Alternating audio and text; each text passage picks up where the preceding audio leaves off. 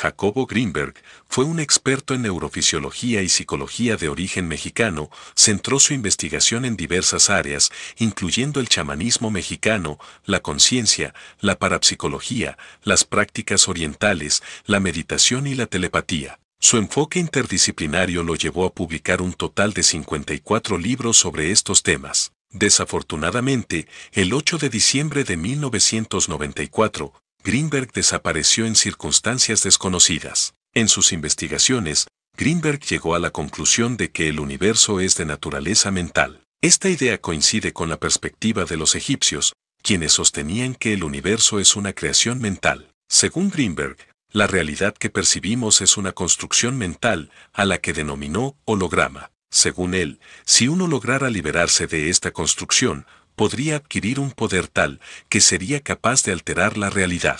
Con el objetivo de dar a conocer todo lo aprendido a lo largo de sus investigaciones, Greenberg desarrolló la teoría sintérgica. Esta teoría se enfoca en explicar cómo se construye la realidad y cómo se forma la experiencia consciente. A través de su investigación, Greenberg buscó comprender los mecanismos que subyacen en la creación de nuestra percepción del mundo y de nosotros mismos, y su teoría se ha convertido en un punto de referencia para aquellos interesados en explorar las relaciones entre la mente, el universo y la conciencia.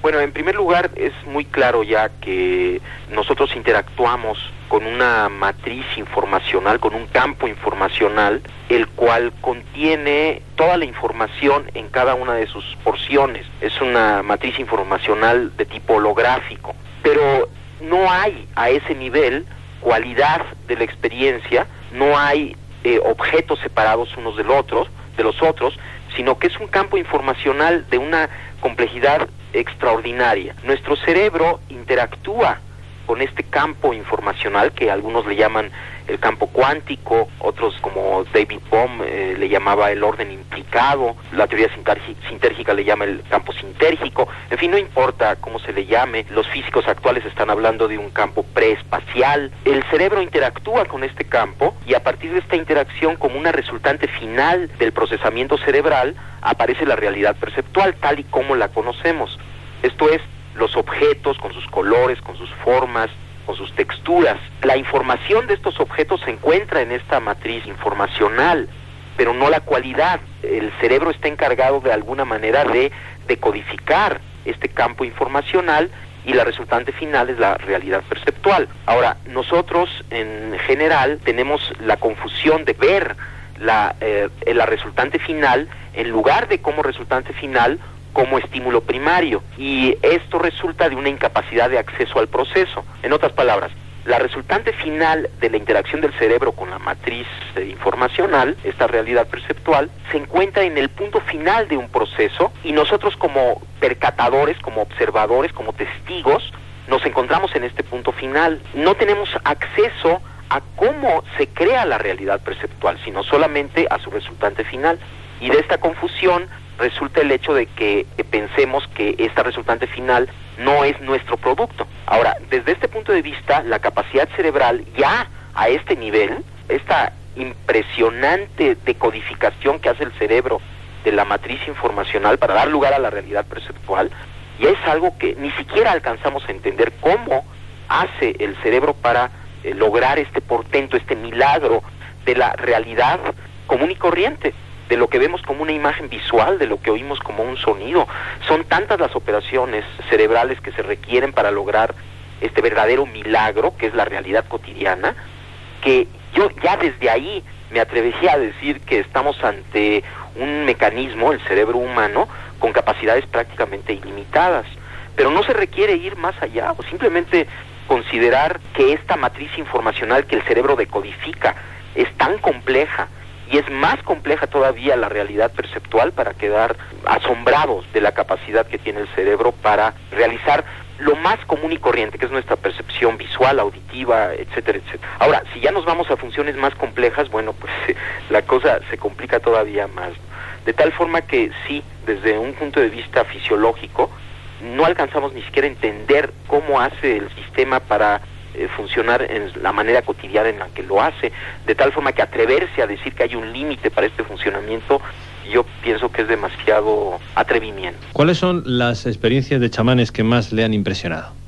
A mí lo que más me ha asombrado de todo el estudio que he hecho de los chamanes de México es que estos personajes extraordinarios funcionan o parecen funcionar en una realidad que no tiene pasos intermedios, en donde no hay proceso. Por ejemplo, Pachita es uno de los casos más asombrosos que yo pude atestiguar. Yo trabajé con ella varios meses. Pachita venía un paciente a verla, por ejemplo, alguien que tenía un problema pulmonar, y entonces si ella decidía, de alguna manera podía percibir directamente lo que le sucedía al paciente y lo que el paciente requería para mejorar. Si el paciente necesitaba, ella hacía una operación en donde extraía los pulmones enfermos e injertaba pulmones sanos. Ahora, esto es inconcebible, la cirugía actual ya empieza a hacer este tipo de operaciones, pero la forma en la que Pachita hacía estas operaciones era con prácticamente las manos vacías. El único instrumento que utilizaba era un cuchillo de monte, muy burdo, muy grande, y además las operaciones eran realizadas en minutos, era casi instantáneo lo que se hacía. Y yo cada vez que veía esto me asombraba cada vez más de la inexistencia de pasos intermedios. Pachita sacaba el pulmón enfermo, injertaba el otro pulmón y listo. De alguna manera todo quedaba arreglado, como si no hubiera necesidad de una serie de procesos que normalmente uno supone que deben de ocurrir para la interconexión de los órganos injertados.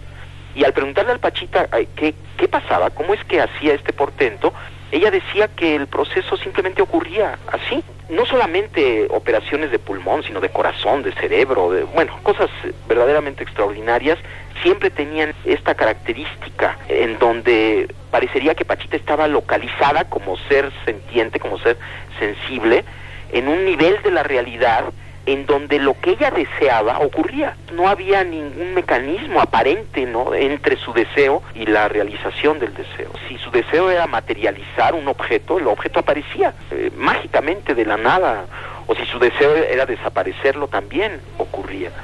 Esto era lo más asombroso. Y a mí a lo que me ha llevado después de muchos años de reflexión, este portento, ¿no?, que hacía Pachita, y otras cosas que han hecho otros chamanes, que sería muy largo de platicar. Esto lo he publicado en México en 7 volúmenes que se llaman Los Chamanes de México. Aunque ningún chamán que yo conocí llegó al nivel de Pachita, todos los chamanes, por ejemplo Don Panchito, un chamán maya, tenía esta misma característica de estar localizado en un nivel de conciencia directo que se manifestaba en su sensibilidad portentosa, ¿no?, en su capacidad de codificar información en forma directa, yo pensaría. Ahora, yo he tratado de explicar esto en muchas formas y la verdad es que no he tenido mucho éxito, y lo último que he pensado, que le voy a platicar, es lo que más se acerca, de acuerdo con mis ideas, a un posible entendimiento de lo que sucedía. Decía antes que el cerebro, al interactuar con este campo informacional preespacial, como resultante final, crea la realidad perceptual. Ahora, lo que yo he pensado es que esta realidad que se crea, que es el producto final de un proceso cerebral, una vez creada, tiene una existencia real. Lo que estamos viendo, los colores, las formas, existen en este nivel que estoy mencionando. Son al mismo tiempo un producto final de un procesamiento, pero ya que está esto, tienen existencia real, pero existen como conciencia, no existen como materia, sino existen como conciencia. De acuerdo con esta idea, Pachita estaba localizada en esta conciencia directamente, ya en la creación, ya no había proceso, y las leyes de esta conciencia que llamamos mundo, que llamamos objetos, que en realidad es pura conciencia, de alguna manera ella las manejaba, y en este nivel no hay pasos intermedios, puesto que todo es conciencia, puesto que aún los objetos que percibimos son, esta resultante final, son parte de la conciencia.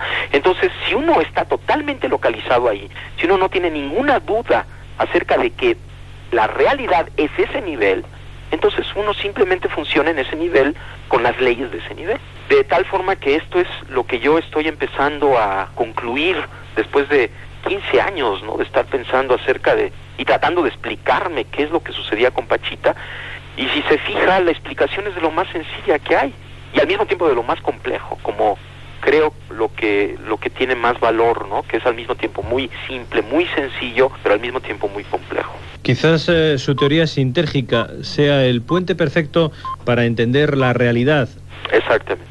Y además yo pienso que es el inicio. Para mí se ha convertido esta nueva idea que estoy teniendo en una fuente inagotable de aventuras de la conciencia, en mi propia conciencia, porque obviamente esta idea no es nada más intelectual, ¿no? Sino viene de una vivencia, y estoy intentando vivir en ese nivel, intentando recordar todo el tiempo esto y ver qué es lo que sucede, y es verdaderamente precioso, ¿no? Uno acepta esta realidad como un milagro, como una creación, como parte de la conciencia, se santifica lo cotidiano, hay una serie de efectos muy bellos, ¿no? Que todo se llena de amor, hay una hermandad enorme entre todo, porque uno entiende que en ese nivel todo está unificado. Los estudios realizados a chamanes como Rodolfo Flores unen la ciencia con la unidad espiritual de conciencia que ellos perciben. Definitivamente sí. La teoría sintérgica afirma que dentro del procesamiento que el cerebro hace para construir la realidad perceptual,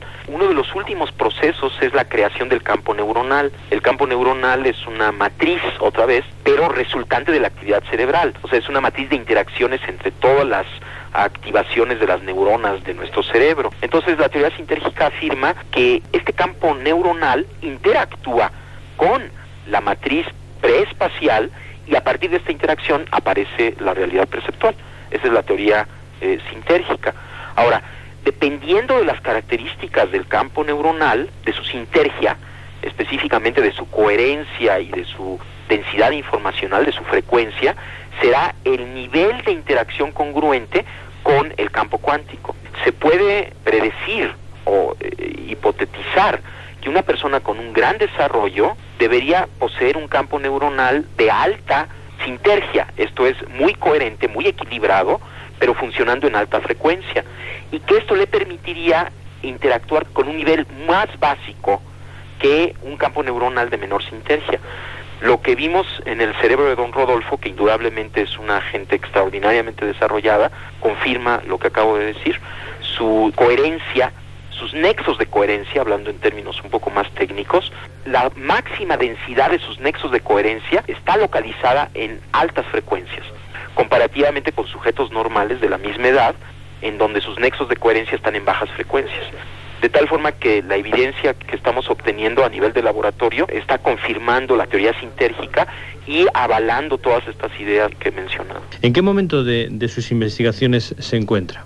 Estoy entendiendo esta realidad como conciencia, toda la realidad que percibimos como conciencia, y estoy en este punto intentando no olvidarme de esto, refrescándome en cada momento en esta visión. Y pues bueno, sigo en el laboratorio y voy a seguir porque hay muchísimas cosas que hacer, muchas hipótesis que probar. Por ejemplo, en este momento vamos a iniciar estamos pidiendo fondos porque esto va a salir muy caro y no tenemos los fondos, pero esperamos que alguna organización nos ayude a estudiar si existen interacciones directas entre el cerebro de delfines y del ser humano, de tal forma de poder tener evidencias experimentales acerca de no solamente la existencia de interacciones entre cerebros humanos, que ya tenemos suficiente evidencia, aunque seguimos en este campo, sino si existen interacciones entre el ser humano y otras especies, que la hipótesis, la predicción es que sí existen, que existe una unidad de todos los seres. Esa es una cosa que estamos iniciando.